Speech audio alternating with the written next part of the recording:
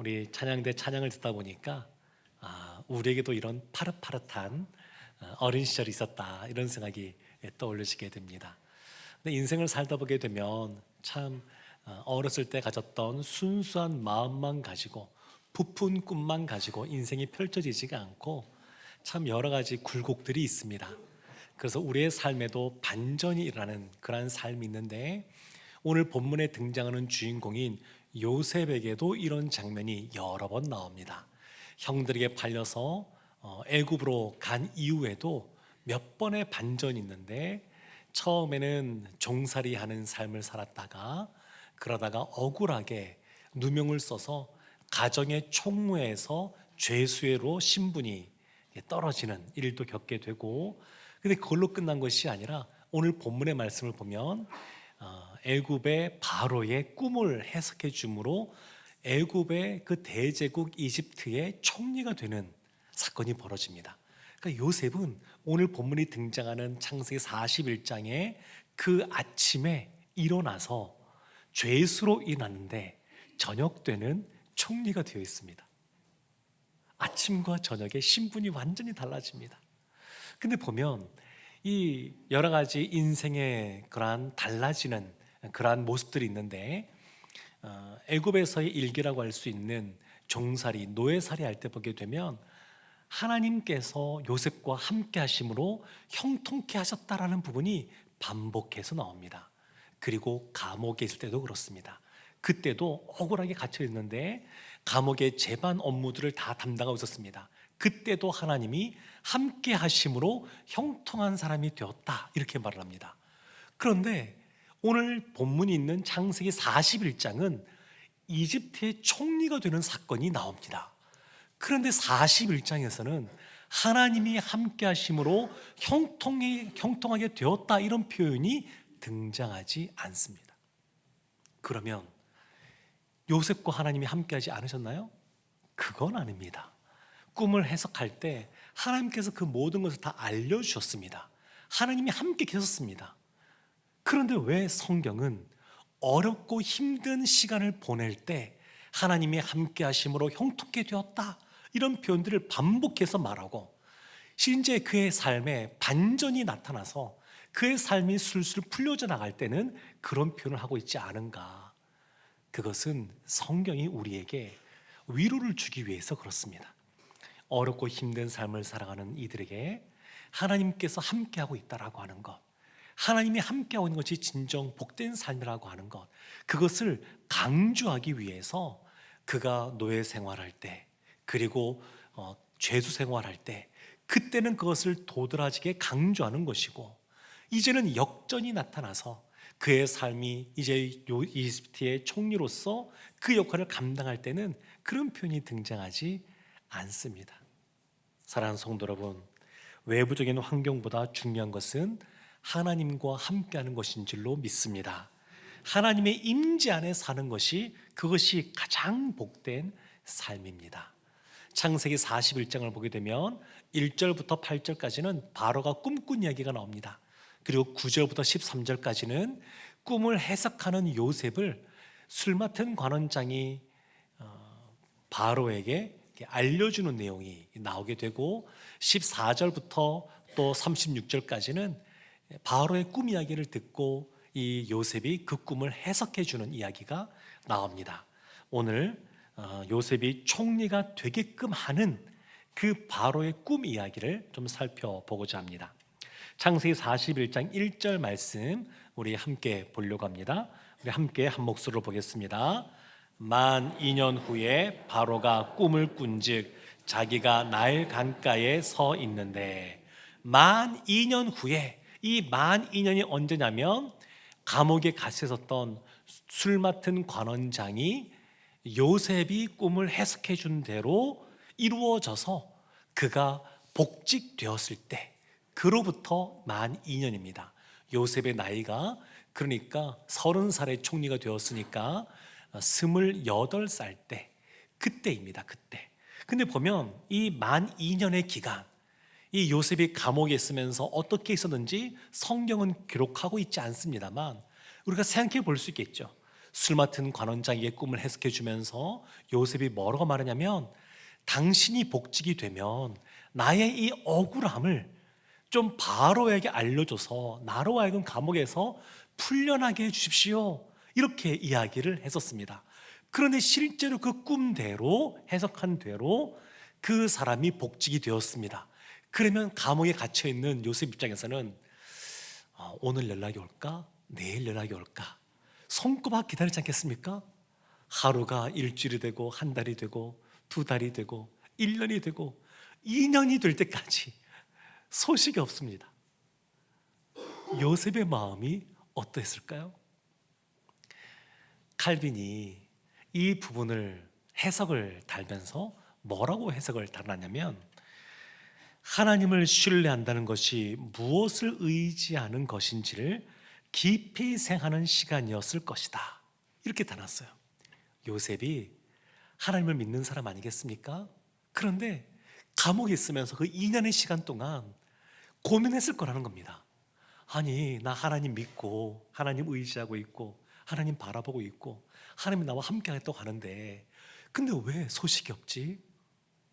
그러면 하나님을 신뢰한다는 것은 무엇인가? 하나님을 의지한다는 것은 무엇인가? 믿는다는 것은 무엇인가?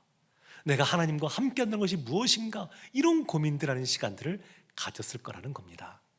요셉이 그가 기도했던 것, 또 기대했던 것, 그리고 기다리는 2년의 시간을 보냈습니다.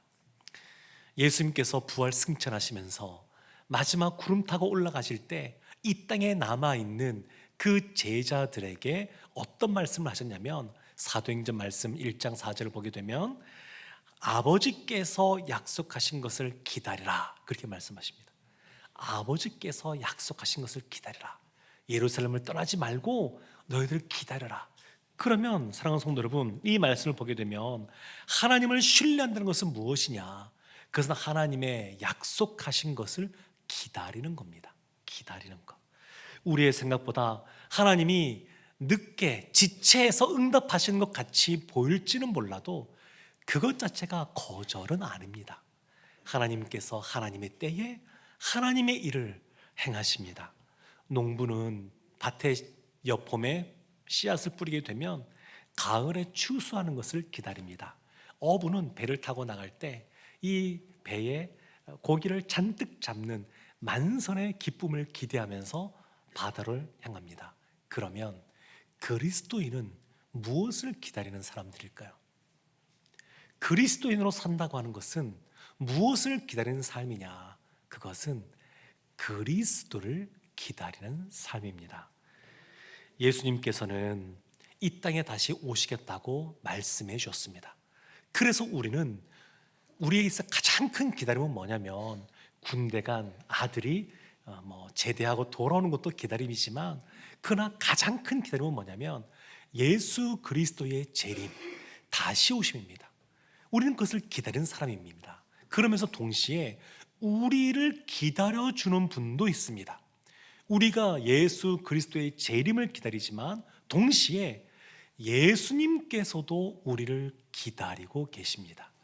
예수님이 승천하면서 뭐라고 말씀하시냐면, 내가 하늘나라에서 너희들이 거주할 처소를 예비하고 기다리겠다, 이렇게 말씀하셨거든요. 그래서 우리는 어떤 사람들이냐? 기다리는 사람이면서 동시에 또 누군가 우리를 기다려주는 그러한 존재입니다. 사실 누군가로부터 기다림을 받는다고 하는 것 참 설레는 일 아니겠습니까? 행복이 뭐냐 생각해보면 무엇인가를, 또 누군가를 기다리는 삶이기도 하고, 그리고 누군가 나를 기다려주는 것, 사실은 그것이 행복이 아닌가 싶습니다. 성경은 보면 단지 시간이 무의미하게 흘러갔다, 이런 식의 표현들이 나오지가 않습니다. 성경에서 시간이 찼다, 때가 차매, 이런 식으로 말합니다. 만 2년 후에라고 하는데, 만 2년 후에라고 하는 것은 만 2년의 시간이 단지 지나갔다, 이런 뜻이 아니라 이 만 2년의 시간이 채워졌다, 그런 의미입니다. 물리적으로 그냥 의미 없이 지나가는 시간이 아니라 성경에서 말하는 시간은 하나님이 뜻을 갖고 계시는데 그 뜻을 이루어 가시는 하나님의 인도하심 속에 있는 시간이다, 그렇게 말을 하고 있습니다. 사랑하는 성도 여러분, 혹시 기도하면서 또 기다리면서 기대하는 것 있으십니까? 하나님이 때가 찰 때까지 우리로 하여금 기다리게 하시고, 그리고 하나님의 때가 되면 하나님께서 하나님의 일을 행하실 줄로 믿습니다. 12년 후에 벌어진 일입니다. 바로가 꿈을 꾸게 되는데, 그 바로가 두 가지 꿈을 꿉니다.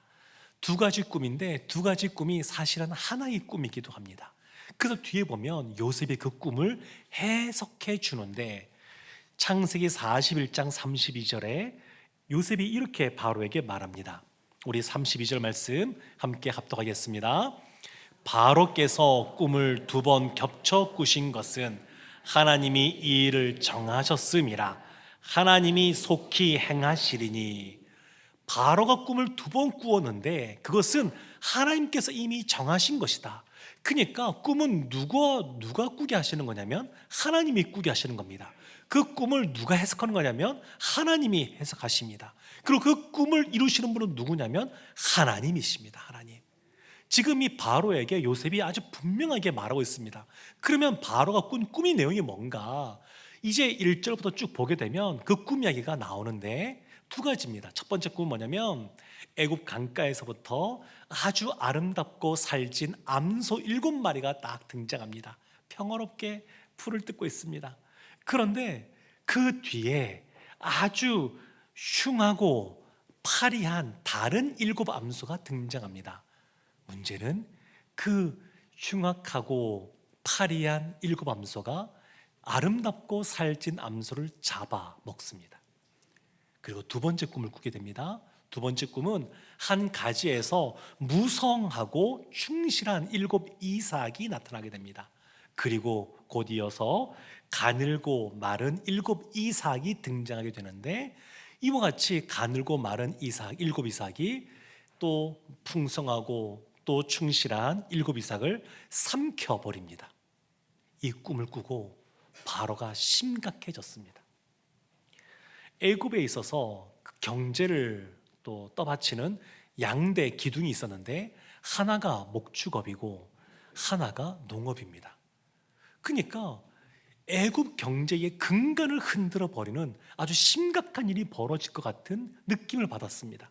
더군다나 암소는, 애굽에서는 황소와 암소는 다 신성한 존재로 추앙받았습니다. 그러니까 그들이 섬기는, 신성히 여기는 암소가 잡아먹히고 파리해지고 이런 걸 꿈을 봤으니까 무슨 뜻인지 굉장히 궁금해지면서도 고민이 찾아왔습니다. 그래서 41장 8절에 그의 마음을 이렇게 표현합니다. 우리 8절 말씀 함께 합독하겠습니다. 아침에 그의 마음이 번민하여 사람을 보내어 애굽의 점술가와 현인들을 모두 불러 그들에게 그의 꿈을 말하였으나 그것을 바로에게 해석하는 자가 없었더라. 애굽에 원래 꿈을 꾸게 되면 해석하는 점술가, 현인들이 있었는데 그들이 해석을 못하는 겁니다. 아침에 나서 이 바로가 굉장히 번민하고 있습니다. 괴로워하고 있습니다. 힘들어하고 있습니다. 그러니까 이것을 옆에서 지켜보던 술 맡은 관원장이 2년 전 본인이 겪었던 사건이 떠올려졌습니다. 기억이 났습니다. 그래서 바로에게 말합니다. 왕이시여, 2년 전에 저와 떡 굽는 관원장이 범죄해서 감옥에 갇힌 적이 있지 않습니까? 근데 그때 그 떡 굽는 관원장과 제가 동시에 꿈을 꾸었습니다. 이때도 2개의 꿈입니다. 동시에 꿈을 꾸었습니다. 그런데 그것을 그 갇혀 있었던 히브리 종인 요셉이라는 사람이 기가 막히게 해석을 잘했고, 그 해석된 대로 저는 복직이 되었고 떡 굽던 관원장은 매달리게 되었습니다. 이렇게 이야기를 합니다. 생각해보면 이 술 맡은 관원장이 요셉을 2년 동안 까맣게 잊어버리고 생각도 안 하고 있었을까요? 그렇게 보기는 좀 어렵지 않을까 싶긴 합니다.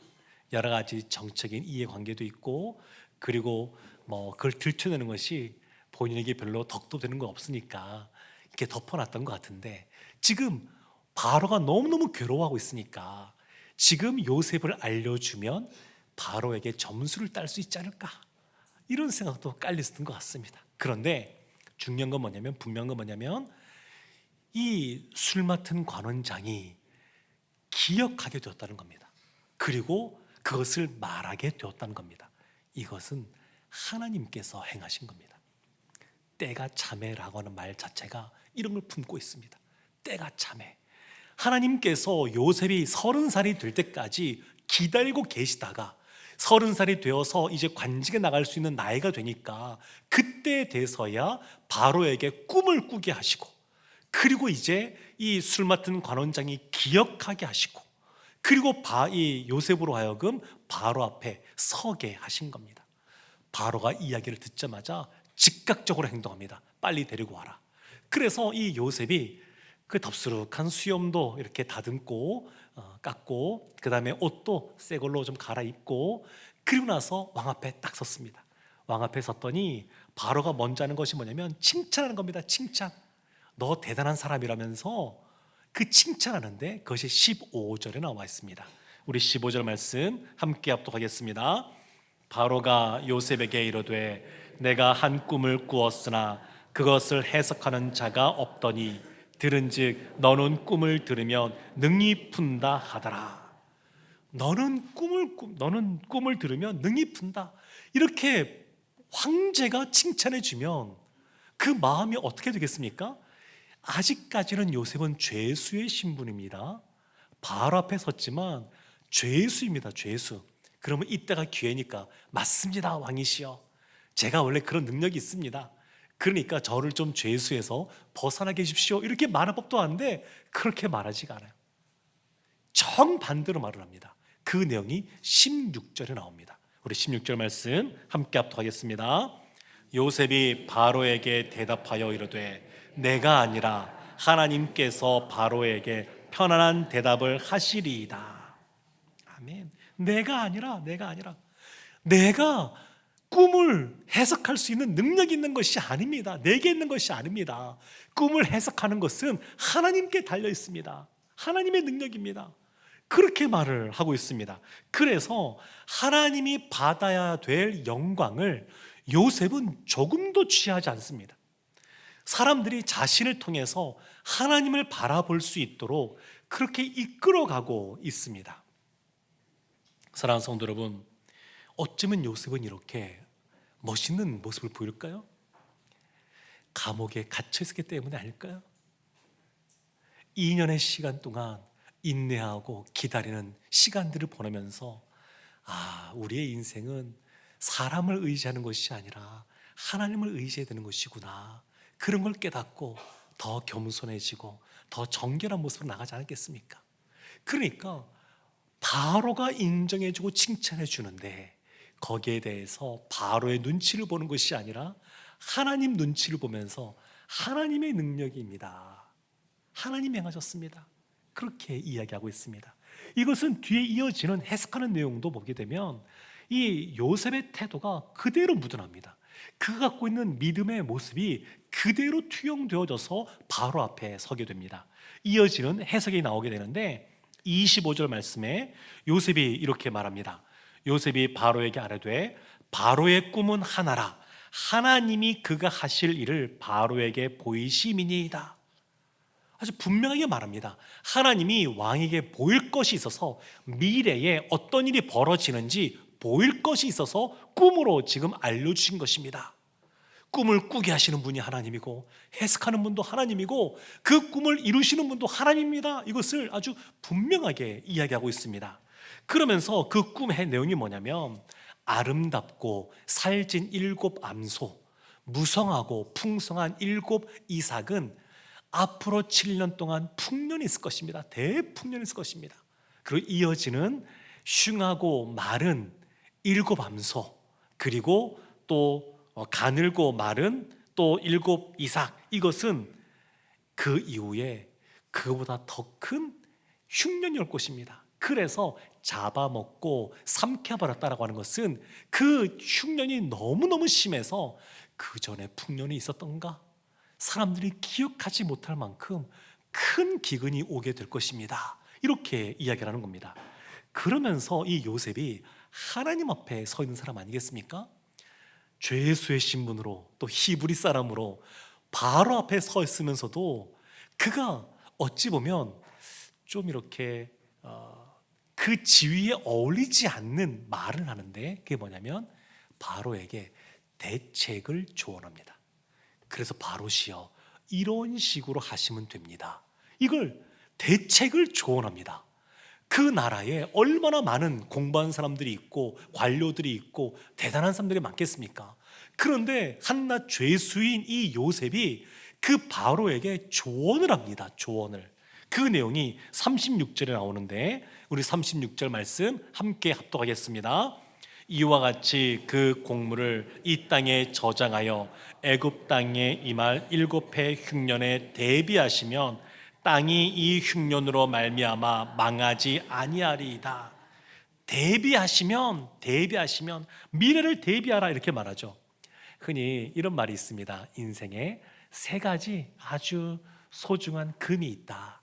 첫 번째는 정금이고, 두 번째는 소금이고, 세 번째는 뭐죠? 지금. 네, 잘 아시네요. 사람이 살려면 정금, 돈이 있어야 되죠. 그리고 소금도 있어야 됩니다. 그러니까 소금 안 먹으면 사람이 살 수가 없습니다. 소금이 있어야 돼요. 그리고 또 필요한 게 뭐냐면 지금입니다. 지금. 사람은 현재를 살아가는 존재입니다. 그 지금이 중요해요.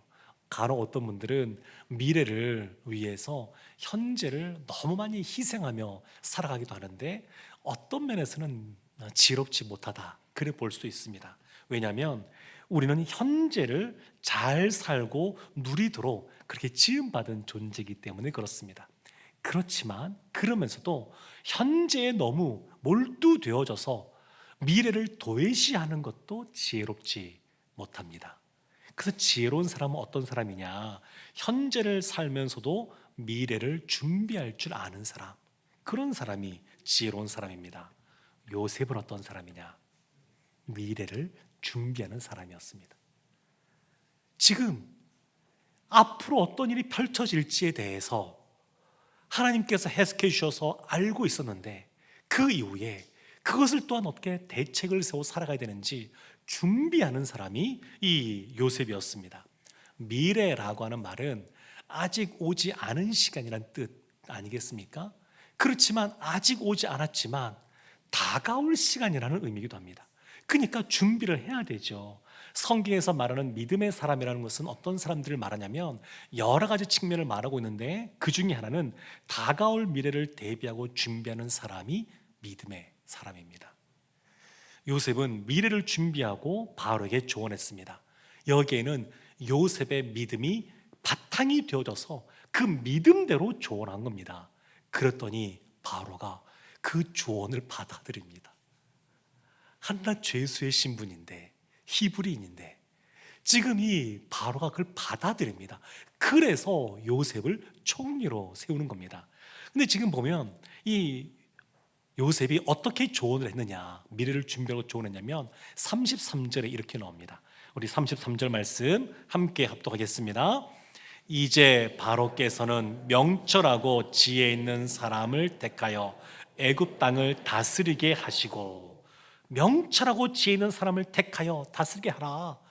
보통 때는 왕이 있죠. 근데 지금 재난 상황 아니겠습니까? 긴급 재난 상황, 앞으로 곧 펼쳐질 그러한 상황입니다. 중대한 상황입니다. 이때는 컨트롤 타워가 필요하다는 겁니다. 오늘날도 어떤 일이 벌어지게 되면 컨트롤 타워가 정확해야 거기서부터 여러 가지 조직적으로 거기에 잘 대처할 수 있는데, 지금 이 요셉이 지금으로부터 수천 년 전에 그 이야기를 하고 있는 겁니다. 컨트롤 타워가 필요합니다. 그래서 이 바로가 이 요셉을 세우게 됩니다. 사실 요셉이 이와 같은 대책을 세울 수 있었던 것도 하나님 주신 지혜가 있었기 때문에 그렇습니다. 그렇지만 이 요셉이 이러한 삶들을 살아왔던 삶의 모습들이 있었으니까 자연스럽게 떠올려지는 겁니다.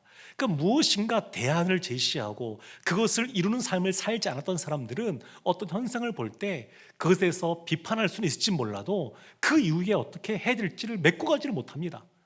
말로 하는 것 말고 실제로 그것을 행동으로 하는 것은 다른 문제입니다.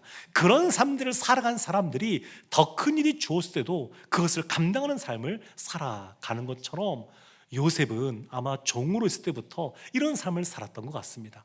그러니까 가정의 총무로 일찍 세움 받았겠죠. 감옥에서도 그 업무들을 다 맡았겠죠.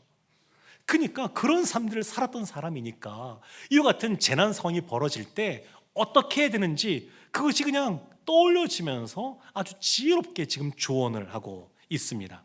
그러면서 34절, 35절에 보면 이어지면서 이렇게 조언을 하게 되는데, 바로께서는 또 이같이 행하사 나라 안에 감독관들을 두어 그 7해 풍년에 애굽 땅에 5분의 1을 거두되 그들로 장차 올 풍년의 모든 곡물을 거두고 그 곡물을 바로의 손에 돌려 양식을 위하여 각 성읍에 쌓아두게 하소서.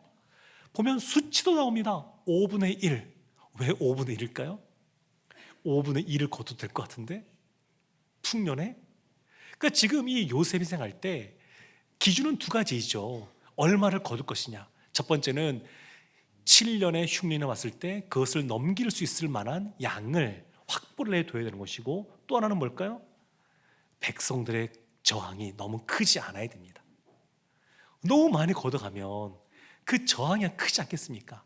그러니까 요셉이 실제로 이렇게 적절한 수준을 제시했고, 나중에 돌이켜보게 되면, 나중에 시간이 지난 다음에 보면 문제없이 그 흉년의 기간을 잘 지나가게 됩니다.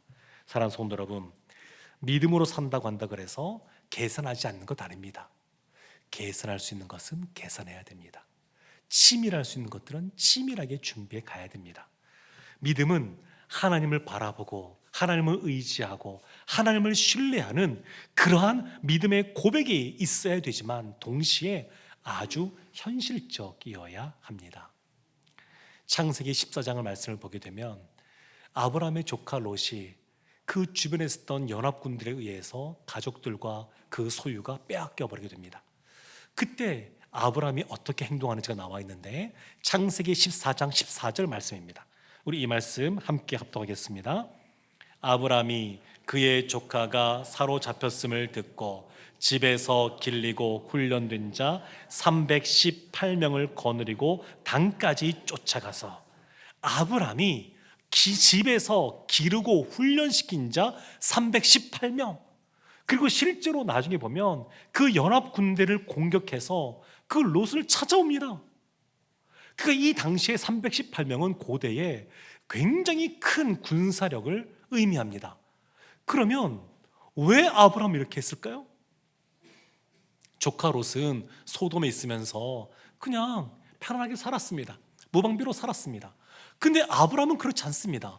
그는 집에 기르고 무장한 훈련된 사람 318명을 두고 있습니다. 그렇게 많은 사람들을 두려면 얼마나 많은 비용들이 나가겠습니까? 그러면 아브라함이 주변의 사람들이 무서워서 이렇게 할까요? 하나님을 믿지 못해서 이렇게 할까요? 아닙니다. 아브라함은 하나님 앞에서 믿음으로 온전히 하나님만 바라봐야 될 영역에 있어서는 그렇게 하려고 했었고, 그러지가 않고 우리가 현실적으로 준비해야 갈 것에 대해서는 철저하게 준비하던 사람이었습니다. 자녀를 낳는 것, 하나님이 씨에 대한 복을 주셨죠. 근데 자녀를 낳는 것, 아브라함이 힘쓴다고 해서 달 수 있는 것이 아닙니다. 하나님이 100세가 될 때까지 기다리게 하시니까 기다릴 수밖에 없었습니다. 그런 영역이 있습니다.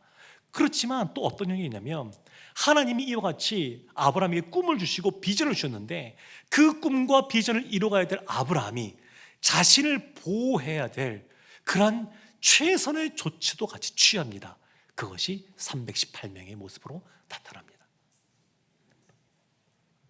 사랑하는 성도 여러분, 하나님은 무방비로 있었던 롯을 사용하지 않고 이와 같이 철저하게 준비했던 아브라함을 믿음의 조상으로 세우셨습니다. 요셉은 오늘 본문에서 바로의 꿈을 해석해 줍니다. 그런데 바로의 꿈을 해석해 주면서 이 당시에는 요셉이 깨닫지 못했던 것이 있었습니다.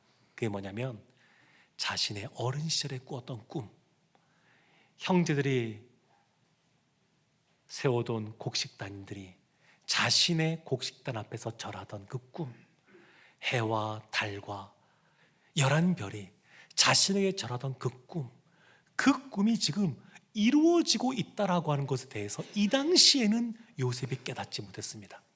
이로부터 9년이 지나서 이제 그 형제들이 실제로 요셉을 찾아와서 꿇어 절하게 될 때, 그때에서야 온전하게 깨닫습니다. 그러나 사랑하는 성도 여러분, 보십시오. 요셉이 본인이 너무너무 간절히 원했지만, 기도했지만 감옥에서 쉽게 풀려나지를 못합니다. 근데 때가 참해, 때가 되니까 하나님께서 그것을 드러내기 시작하십니다. 하나님의 섭리를 드러내기 시작하십니다. 하나님이 얼마나 하나님께서 우리에게 보여주신 꿈을 이루어 가시는 분이신지 지금 드러내고 있습니다. 창세기 41장을 보게 되면 장절수가 길죠. 왜 기냐면 그 안에 바로의 꿈 이야기가 3번 나오기 때문에 그렇습니다. 바로가 꿈 이야기, 그리고 요셉에게 제가 꿈 이야기를 얘기하는 것, 그리고 3번째는 이 요셉이 그 바로의 꿈을 해석하면서 또 하는 이야기. 똑같은 내용이 3번 반복되고 있습니다. 그러면 왜 성경에서는 창세기 41장에서 이 꿈 이야기를 똑같은 내용을 3번이나 반복할까? 무엇인가 말하고 있는 것 아니겠습니까? 이거 자체가 긴 분량을 차지해서 쓰고 있으면 그 자체가 의미가 있는 것 아니겠습니까? 지금 이 창세기의 말씀을 누가 제일 먼저 읽게 되냐면 광야에서 가나안 땅을 향해서 나아가야 될 이스라엘 민족이 제일 먼저 읽습니다. 모세가 창세기를 쓰죠. 그 창세기를 누가 제일 먼저 읽냐면 광야에 있으면서 이제 하나님이 약속하신 약속의 땅으로 들어가야 될 사람들, 그 사람들이 제일 먼저 읽습니다. 근데 그들이 이 말씀들을 보면서 무엇을 깨닫냐면, 우리가 약속의 땅에 들어가는 것, 이것이 한순간에 갑자기 이루어진 일이 아니구나. 하나님의 오랜 계획 속에서 치밀하게 하나님이 이 모든 걸 준비하고 계시구나. 그것들을 깨닫게 되는 겁니다. 창세기 15장 13절 14절 말씀, 이런 말씀이 있습니다. 여호와께서 아브라함에게 이르시되 너는 반드시 알라. 내 자손이 이방에게 객이 되어 그들을 섬기겠고 그들은 400년 동안 내 자손을 괴롭히리니 그들이 섬기는 나라를 내가 징벌할지며 그 후에 내 자손이 큰 재물을 이끌고 나오리라.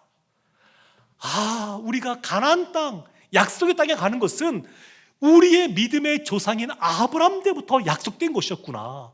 애굽에서 400년의 시간을 보내고 우리가 나오게 된 것도 하나님의 계획하심 속에서 나오게 된 거구나. 그리고 애굽에 내려갈 때도 하나님께서 이미 요셉을 통하여 준비하신 거였구나. 요셉의 이 이야기를 통해서 한순간에 이것이 이루어진 것이 아니라 하나님의 철저한 치밀한 계획 속에서, 하나님의 세밀한 인도하심 속에서 이 모든 것이 이루어지고 있다고 하는 것을 후대에 가나안 땅을 들어가야 될 이스라엘 민족이 이것을 보면서 확신하게 되는 겁니다. 광야에 있으면 뭐 볼 것 없죠. 그냥 가만히 있으면 딴 생각들 들죠. 그들이 무슨 생각했을까요? 저들은 강대하고 우리는 약한데, 그들은 무기가 있는데 우리는 무기도 없어. 그들은 성읍도 있는데 우리는 성읍도 없어. 두려운 마음 들지 않았겠습니까? 과연 우리가 가나안 땅에 들어갈 수 있을까? 하나님이 우리의 하나님이시긴 하지만 가나안들이 섬기는 신들이 있는데 우리 하나님이 이길 수 있을까? 이런 염려들 들지 않겠습니까? 그런데 그때 하나님이 이 말씀들을 통해서 확신을 주시는 겁니다. 두려워하지 마라. 이거 한순간에 이루어진 것이 아니라 오래전부터 하나님의 계획하심 속에서 지금 이루어지고 있는 것이다. 때가 참해 하나님의 선한 섭리가 지금 드러나고 있습니다. 사랑하는 성도 여러분, 하나님은 우리를 향한 뜻을 갖고 계신 줄로 믿습니다. 그리고 선한 섭리 가운데 우리를 인도하고 계십니다. 때가 차면 우리 한 사람 한 사람을 향한, 우리 공동체를 향한 하나님의 섭리가 드러나게 될 것입니다. 때로는 힘들고 어려운 시기를 보낼 때도 있지만 기도하고 기대하며 기다리는 진정 복 있는 사람들 다 되시기를 주님의 이름으로 축원합니다.